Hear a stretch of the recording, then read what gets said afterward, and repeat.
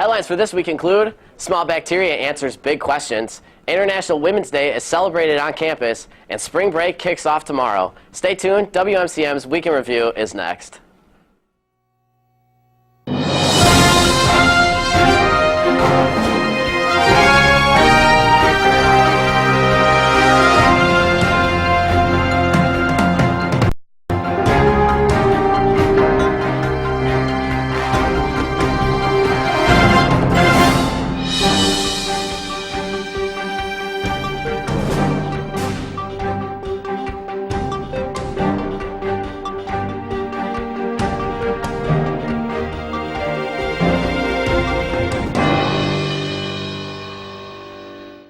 Hello, and thanks for watching WMCM's Week in Review. I'm Mark Bucholtz. And I'm Greg Hill. Can something as small as bacteria help answer questions about something as big as evolution? The man with the answers is Distinguished Professor of Microbiology Richard Lenz of Michigan State. Professor Lenz has conducted a 25-year experiment correlating the two sciences and is coming to UWL to share his findings. Lenz's presentation is part of UWL's Distinguished Speaker Series in the Life Sciences. If you would like to welcome Professor Lenz to our campus and listen to his in-depth research, the talk will be held in Scogan Auditorium in Centennial Hall tonight, March 10th at 5:30 p.m. Leave your wallets at home because the talk is free. Tonight, in celebration of International Women's Day, this past Tuesday, the UWL International Education and Engagement and UWL Women's Gender and Sexuality Studies Department, in partnership with other community organizations, will be putting on a celebration. The event will consist of a panel of women from the Congo, Malaysia, Myanmar, and Sweden, discussing their personal experience regarding women's rights and gender equality in their country of origin and in the United States. The event will be held at the UWL Hall of Nations, 1300 Centennial Hall. Appetizers are being served at 5, and the program begins at 5:30. Parking is available in Lot C10. For more information, contact Miranda Painzer at mpainzer@uwl or 608-785-8110. UW La Crosse is among 4 colleges to receive a $478,000 grant. The C grant which was started in 1966, is used in an international network of 33 universities. The C grant will be used to study the causes of high levels of mercury located in the Great Lakes and to look for a solution to the problem. Professors Christopher Rolfus and 2015 Wisconsin Professor of the Year Roger Harrow will be leading the study. This grant-funded research aims to understand why fish have high mercury content in this area, as well as to identify where the mercury contamination hotspots are. This project will be funded for 2 years, and UWL is collaborating with 3 other colleges, including UW-Madison. We here at WMCM wish them the best of luck with this study. Our WMCM crew went out to an open forum on hate and bias this past Tuesday. Here's an overview of what was discussed. This past Tuesday, UWL's Hate Response Team and Campus Climate hosted an open forum on hate and bias in Centennial Hall's Hall of Nations. The 8-member board, comprising of members of faculty and staff at UWL, addressed the campus and community on Monday and Tuesday through 2 informal forums on hate and bias. The presentation focused on hate and bias prevention and reporting in wake of several incidents on campus within the last few months, including an incident in Coat Hall a few weeks ago. The team was formed in 2005 as a way to combat the many forms of hate and bias at UWL, and has gone on to help seek out reporting and awareness for hate and bias incidents on campus. The panel provided useful information for students involving reporting and incidents of hate and bias on campus, information that probably would not usually be readily available to them. The panel focused on incident reporting, as they noted that 146 reports have come in so far this year, up from 87 at this point last year. The forum concluded with a brief Q&A session where campus and community individuals could express any concerns or questions they had with the panel and get their expert opinions. The Hate Response Team hopes that through these 2 open forums that students will be encouraged to speak out when they see incidents involving hate and bias, and continue to make this a campus where students can feel free to be who they are and focus on their work in the classroom. For more information on UWL's Hate Response Team or to report an incident, go to www.uwlax.edu/campusclimate. Now here's Joey Olson to tell us more about events going around campus. Joey? Now let's take a look at how some UWL students are spending their spring break. With spring break coming up, I'm sure many of us are spending spring break in different ways. If you are staying around La Crosse, listen up. On Monday, March 14th, you can attend Business Basics, Planning Basics for Business. The event is open to the community and has a specific focus for business, but it pertains to all students going into the workforce after graduation, which is all of you. The conference helps you write a business plan and discovers how to target your market and examine your strengths and weaknesses as a business person. The event is in Wimberley Hall and will take place on Monday, March 14th from 5:30 to 8 p.m. Another way UWL students are spending their spring break is volunteering in Birmingham, Alabama to help build homes. There are 32 students that are volunteering for Habitat for Humanity of Greater Birmingham. UWL students have a tradition of going around the country and the world to help areas in need. The students going to Birmingham have also helped build homes in the community of La Crosse as well. UWL student Sarah Costello, who has gone on a volunteering trip every year as a student, says the trips are so rewarding and you get to go somewhere warm. While those UWL students are getting to work with hammers, saws, and power tools, there are UWL students that are swinging bats, catching fly balls, and throwing strikes. The UWL baseball and softball team are set for their annual spring break trips. The 2015 national runner-up UWL baseball team starts the 2016 campaign on Saturday, March 12th. D3 baseball has UWL ranked number 2 in the preseason polls, and they return 10 seniors. Thursday, March 24th is the baseball team's home opener versus St. Mary's at Copeland Park, the Lumberyard. The softball team are packing their bags and headed to Tucson, Arizona for their trip. Their first game in the desert will be Sunday, March 13th, and will play 12 games throughout the week. UWL is 2-0 so far, and they'll have their home opener versus Viterbo on Tuesday, March 29th. And as for me, I'll be spending the majority of my spring break with a bracket in one hand and a remote in the other, as March Madness is my favorite time of year. I wish everybody a happy spring break, and now back to Mark. Thanks, Joey. Have you seen students around campus with green bandanas tied onto their backpacks? Wondering what those are for? Those bandanas are part of UW La Crosse Mental Health Promotion Outreach Campaign. This campaign promotes a supportive environment for people in our campus community dealing with depression and anxiety by empowering fellow community members and advocates for mental well-being. The project was introduced by UWL by Emily Wood, a transfer student from UW River Falls. The project was inspired by Emily and Dr. Betsy Gerbic, who lost her son to suicide and created Dan's Bandana Project at UWL River Falls, who wanted to help show your support for those who will be. There will be a table outside of Portical in Cartwright Center after break on March 22nd from 11 to 1 p.m. You will receive a bandana to tie onto your backpack and a pledge card to show your support. The Cooley Region Humane Society has many pets in need of loving homes. Here are some of the animals available in this week's edition of Perfect Pets.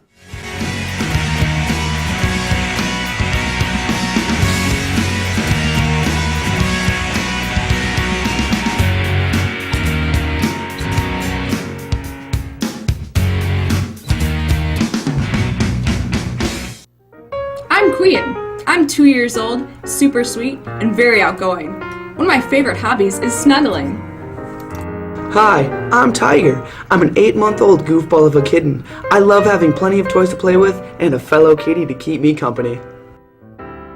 Hi, I'm Maxwell. I'm calm and cool. I'm just looking for someone to give me some love.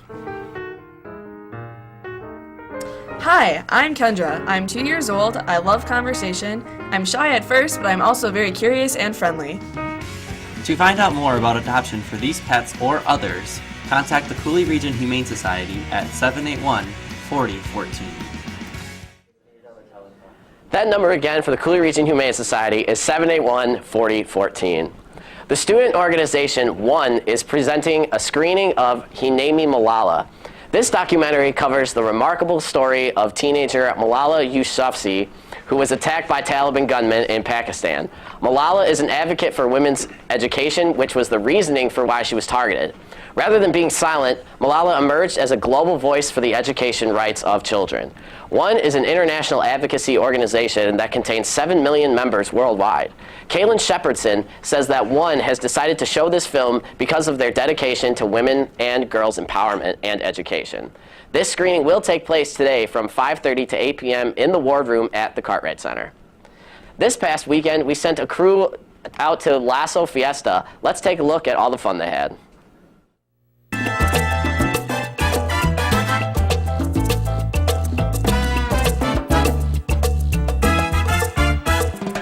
This past weekend, students and faculty members of the University of Wisconsin-La Crosse gathered on campus to appreciate and celebrate Latin American culture.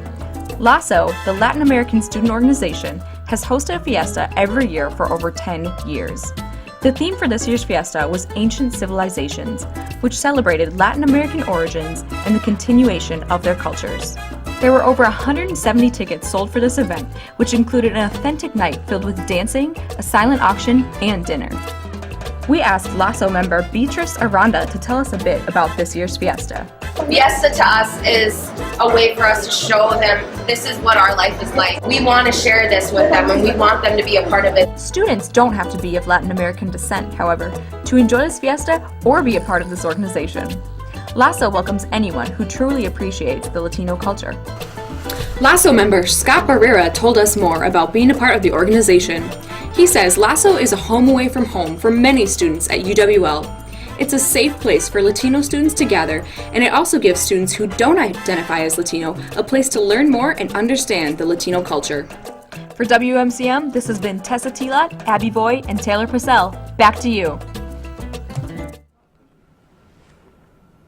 It's Thursday and there's only one day left until UWL releases students for our spring break recess. Spring break officially begins at 5:30 on Friday, and classes won't be starting back up again until Monday, March 21st at 7:45. That's 9 full days of no classes or assignments until we have to be back.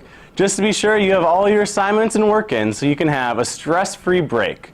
Whether you're off to someplace warm with sandy beaches, going home to see family, or staying here in La Crosse working, all of us here at WMCM wish all UW students a safe break no matter where you're up to or where you're off to.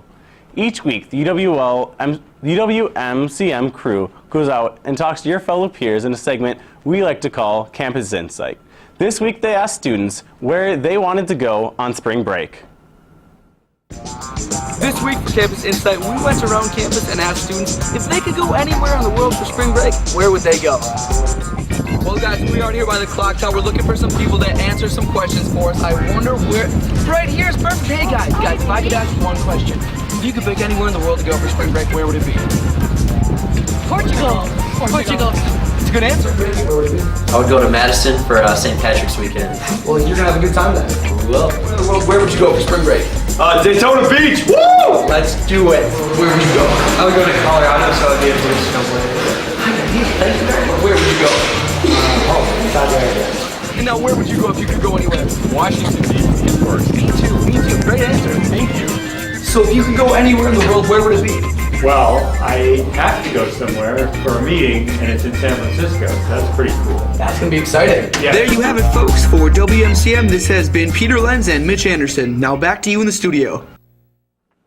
Look for the WMCM crew around campus for your chance to have your opinions heard on next week's Campus Insight. And now, here's Logan Beatty with the review of the movie Rocky IV. Thank you, Greg. When you talk about boxing films, a couple of movies probably pop into your head. Raging Bull, Cinderella Man perhaps, but always the most recognizable name in boxing cinema is Rocky Balboa. Played by Sylvester Stallone throughout the 7-film saga, Rocky Balboa is the ultimate underdog story. From his meteoric rise in Rocky I and II to his struggles with fame and popularity and the loss of his trainer Mick in Rocky III, the Rocky Balboa story has captivated an audience for over 4 decades. Today, we'll look at my personal favorite, Rocky IV.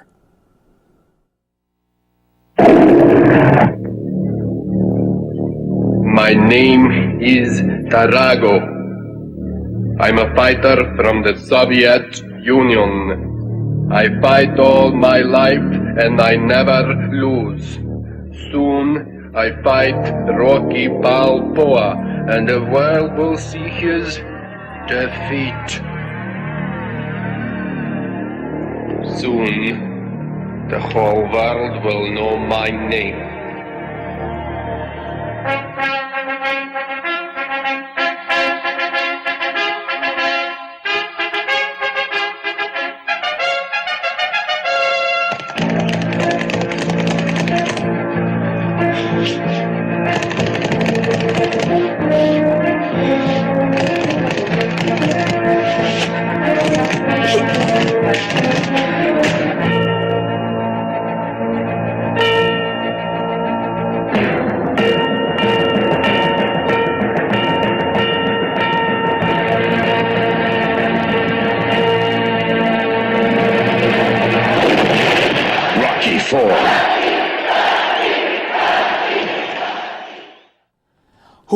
Hold on. You got to give me a minute to calm down. I'm still shaking here. Every time I hear that music, I want to choke slam somebody through a table.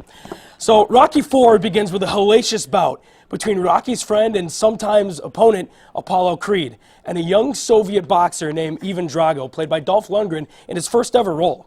It's important to understand that this film was released in the mid-'80s during the Cold War, and this fight has some heavy nationalistic implications. Apollo is killed in the ring by Drago, and Rocky vows revenge and challenges Drago to a fight, much to the chagrin of his wife Adrian, who is seriously just awful.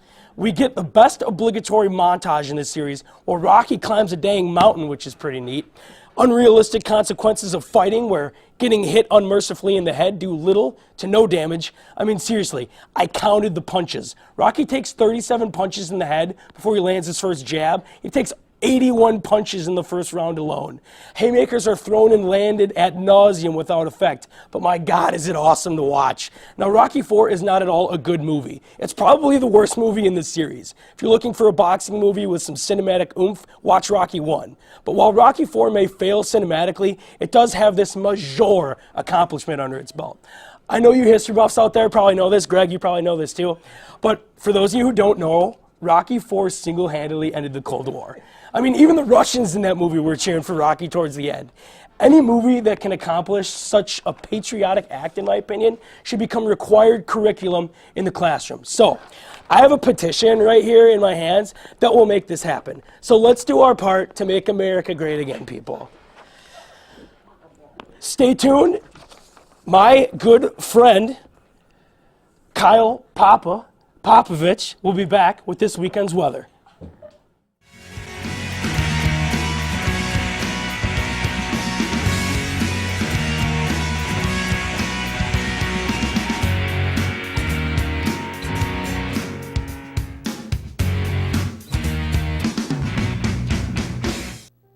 I'm Queen. I'm 2 years old, super sweet, and very outgoing. One of my favorite hobbies is snuggling. Hi, I'm Tiger. I'm an 8-month-old goofball of a kitten. I love having plenty of toys to play with and a fellow kitty to keep me company. Hi, I'm Maxwell. I'm calm and cool. I'm just looking for someone to give me some love. Hi, I'm Kendra. I'm 2 years old. I love conversation. I'm shy at first, but I'm also very curious and friendly. To find out more about adoption for these pets or others, contact the Cooley Region Humane Society at 781-4014. All right, I want to thank Logan for that warming introduction. Now I'm going to go ahead and lead into lacrosse's weekend forecast. Tonight we're looking at about 32 degrees, clear. We're going to have some winds, but not that much. It's going to be a nice, cool night. On Saturday, we are going to be looking at some Friday, we're going to be looking at some very beautiful weather. It's going to be 61 degrees, winds 11 miles per hour, headed south, but it's going to be a great day to get the frisbee going and get outside with your friends. On Saturday, we're going to look at, it's getting a little bad. It's going to be 65 degrees, good weather, but we're going to see showers. The rain's going to be coming, the grass is going to be growing and turning green. It's going to be nice. Let's look at Sunday next. We're going to have 57 degrees. Oh, even some more rain. So you guys staying in lacrosse this weekend? You're going to want to stay inside, unfortunately. So get out tomorrow as much as you can. That's going to end this weekend's forecast in lacrosse. And now, here's Camille Walter with this week's interview. Hi everyone, today I'm joined by Ian Santiago. He is the Director of Public Relations for CAB here at UW La Crosse. Ian, it's a pleasure having you. Thank you, you too, Camille. So what made you get involved with CAB here at UWL? Freshman year, I got hired as event support staff, so through being event support, I always worked the events that CAB's put on, so being that I was a sound tech and a light tech, I was always there, and I made the decision that I saw people weren't coming to the events, so I decided to apply, and now I'm here as their Director of Public Relations, so trying to market people to get them to come to the events. So students that don't really know what CAB is, can you explain it a little bit better? Yep. CAB is short for Campus Activity Boards. So what we do is we put together a variety of different events. We have a large amount of musicians, cultural events, just a bunch of diversity events that appeal to a wide range of audience on campus. And yeah, so we bring a bunch of events to campus. Okay, great. Any events coming up that students should be aware of? Yeah, actually, At 6 o'clock tonight, there's the craft night, which is a photography frame craft night, which is pretty cool. They take like architectural letter shots and then they put them into a frame and make like the love or the cheesy Pinterest stuff. Gotta love Pinterest. Yeah. April 1st, there's a Free Movie Friday, which got voted to be the Star Wars, and that's in Graf Main Hall. And then April 4th, after spring break, obviously, is Kit Yan, which is a spoken word artist speaking about social justice. So students might think that there is a fee for these events. Any talk about fees or if it's free? Yeah, generally CAB events are free. The big CAB events like the fall concert or like the Distinguished Lecturer series we had, Michael Sam, those are usually of charge, but other than that, they're free. Tell me about your favorite event that you've ever been the Director of Public Relations for CAB for. Okay. I've only been Director of Public Relations for the last semester or so, so I can tell you about an experience that I had when I was a freshman with CAB. CAB brought Madeline Bailey one year, and I was subscribed to her on YouTube, and I thought it was the coolest thing ever. So I had physics labs, unfortunately, and I couldn't go, so I left physics early so that I could go to CAB's event, and it was packed, and it was super cool seeing like someone that I like followed and knew as a musician on campus. So what's been the biggest event that CAB has held here at UWL? The biggest event that CAB has held in CAB history just happens to be the Juicy J concert that was Juicy hosted. J? Yep. May or may not have been there. Yeah.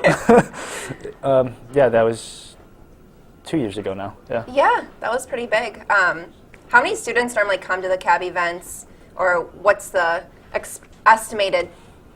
It depends on the kind of event it is. Usually the cultural events are, if they're not required for a class, are usually smaller. Musicians tend to be big. Obviously Juicy J was big. There's, I want to say 2,000 some tickets sold for Juicy J. Wow. And then our craft nights generally tend to be pretty big just because you can make super cool things for free. So the craft night tonight here at UWL, any pricing for that? Nope, free. Free? Yep. Awesome. Well, I might be coming to that, so that'll be cool to check out. What is your favorite memory that you've had this year as a CAB member? Let me think here.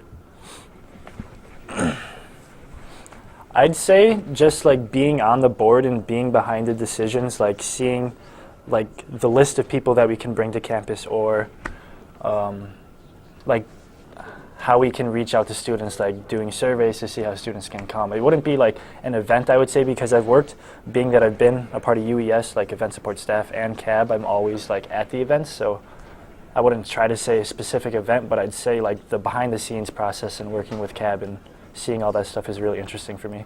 Great. Well, Ian, thank you so much for being here today and speaking to us about CAB. We'll be right back with Brandon Vanderhoe as he talks about sports. And let's take one more look at those perfect pets.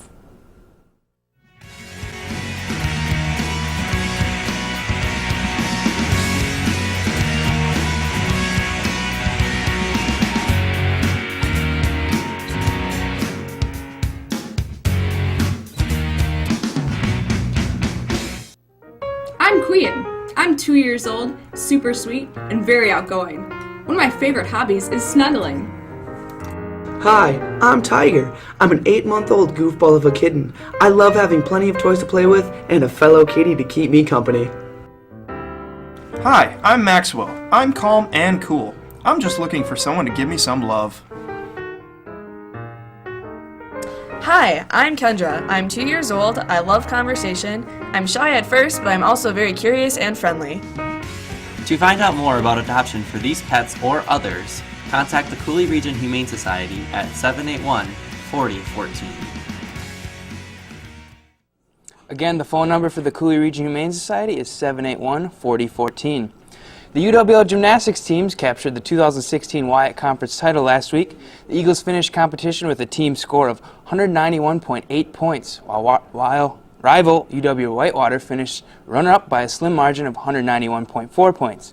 Rounding out the top three was Winona State out of Minnesota with a team score of 188.525 points.